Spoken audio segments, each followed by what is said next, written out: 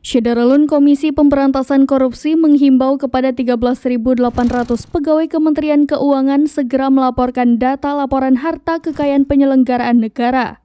Diketahui pelaporan diberi batas akhir hingga 31 Maret. Pelaporan LHKPN merupakan kewajiban setiap penyelenggara negara. Hal itu berdasarkan Pasal 2 Undang-Undang Nomor 28 Tahun 1999. Setiap instansi dapat melakukan perluasan wajib lapor bagi pejabat lain yang mempunyai fungsi strategis di mana tugas dan wewenangnya rawan terhadap praktik korupsi, kolusi, dan nepotisme. Katanya, Kemenku termasuk instansi yang melakukan perluasan wajib lapor LHKPN. Dilansir dari laman elhkpnkpk.go.id, sebanyak 13.885 atau 43,13% pejabat dan pegawai di lingkungan Kemenku belum melaporkan harta kekayaan kepada KPK.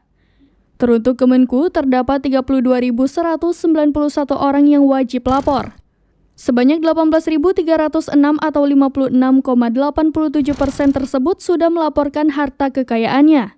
Gaya hidup mewah para pejabat dan keluarga di lingkungan Kemenku menjadi sorotan setelah terungkapnya kasus penganiayaan terhadap David yang merupakan anak dari pengurus pimpinan pusat CP Ansor Jonathan Latumahina.